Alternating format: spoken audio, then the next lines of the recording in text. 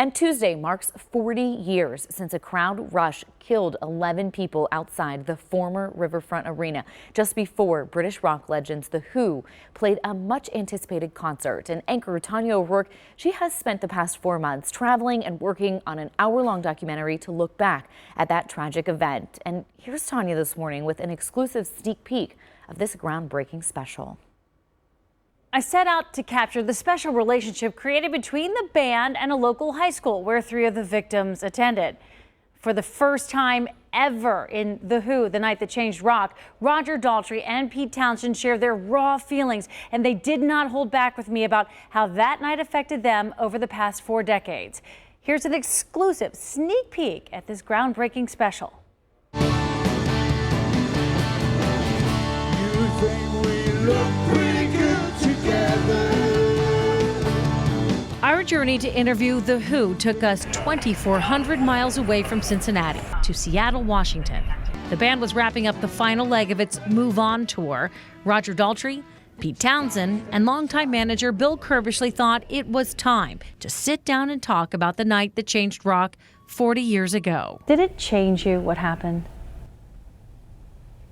Well, it must have done in some ways, but that's subliminal, you know. Of course it does.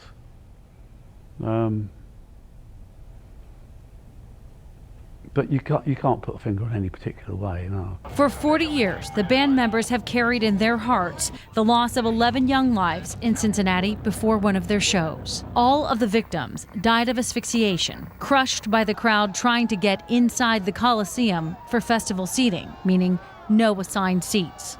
You know, one of the reasons maybe why the scar has been tricky is because, wow, you know, this is the first conversation in depth that we've had about this ever. So, you know, maybe now the scar will heal a little bit. Now they're ready to heal and share how this tragedy affected rock and roll culture and them personally. Talking about it is definitely a healing process. I think that talking about it here and knowing that it's going to go back to Finneytown, to Cincinnati as a whole, adds another layer for me to the healing process. 3 of the 11 victims attended Finneytown High School. Stephen Preston, Jackie Eckerly, and Karen Morrison are now remembered with the PEM Memorial at Finneytown, something near and dear to the band. The people of Finneytown need to be applauded for not letting go of the memory of those people that didn't make it that night. I think it's really good. Survivors from Finneytown also shared their stories that night. I think it's more traumatic to me than anything I've ever been around. I've watched people die in a hospital bed, and I felt peace with that. There was no rhyme or reason for me to understand why this had to happen.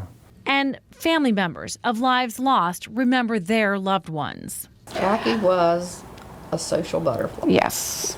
She was the youngest. She was our baby sister. I think what was very hard, it was such a freak accident that was hard to digest.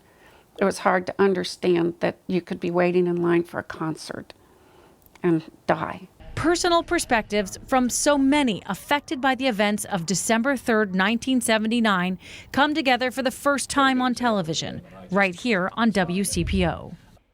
We hope you'll join us for this historic hour of television.